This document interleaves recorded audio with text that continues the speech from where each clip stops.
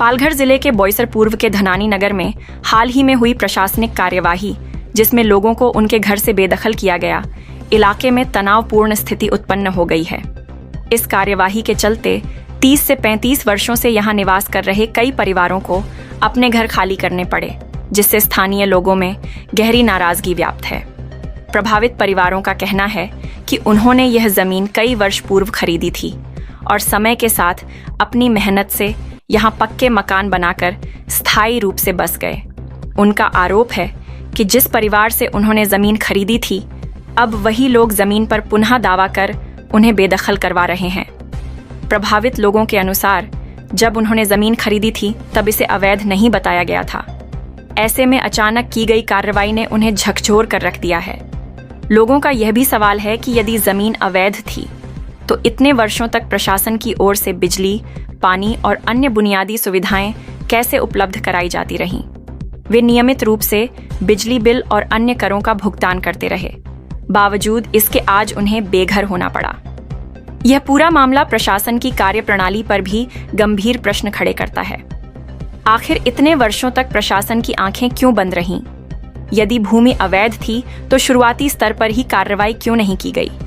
अक्सर देखा जाता है कि अवैध निर्माण वर्षों तक जारी रहते हैं, उन पर बिजली पानी के कनेक्शन दिए जाते हैं, यहाँ तक कि कई स्थानों पर बड़े निर्माण भी खड़े हो जाते हैं। लेकिन प्रशासन की सक्रियता तब दिखाई देती है जब लोग पूरी तरह बस चुके होते हैं। ऐसे में अचानक की गई कार्रवाई न केवल मानवीय संकट पैदा करती है, बल्कि प्रशासन की जवाबदेही पर भी सवाल उठाती है। वहीं इस पूरे घटनाक्रम में राजनीतिक पहलू भी सामने आया है। स्थानीय लोगों का आरोप है कि कुछ समय पूर्व भाजपा के नेता और जनप्रतिनिधि क्षेत्र में आए थे और उन्होंने स्पष्ट आश्वासन दिया था कि किसी भी परिवार को बेघर नहीं होने दिया जाएगा। लेकिन कार्रवाई के समय उनका कहीं अता पता नहीं रहा, जिससे लोगों में आक्रोश बढ़ गया है। कहीं ना कहीं आम जनता की भूमिका भी सवालों के घेरे में है।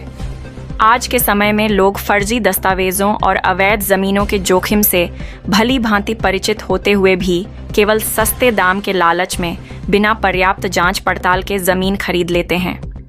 विशेषज्ञों की सलाह है कि किसी भी भूमि या संपत्ति को खरीदने से पहले विधिवत कानूनी जांच, दस्तावेजों का सत्यापन और वकील की सलाह लेना अत्यंत आवश्यक है। लेकिन अक्सर इस प्रक्रिया की अनदेखी की जाती है, जिसका खामियाजा बाद में इस तरह की घटनाओं के रूप में सामने आता है।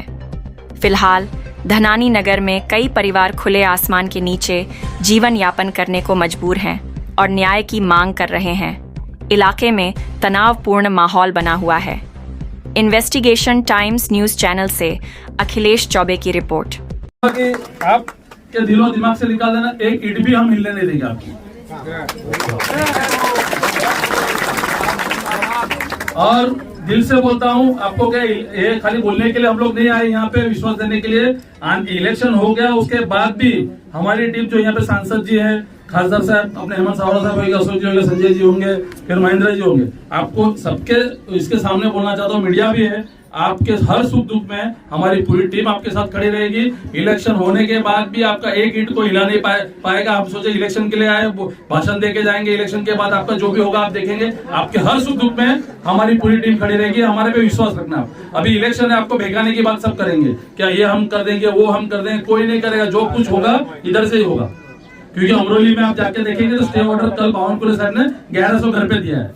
तो सरकार किसकी है, पायलट मंत्री किसके, खासदार किसके, ये आप सब ध्यान में रखना। आप देख रहे थे इन्वेस्टिगेशन टाइम्स न्यूज। हमारे चैनल से जुड़ने के लिए अभी सब्सक्राइब करें और बेल आइकॉन दबाना न भूलें। धन्यवाद।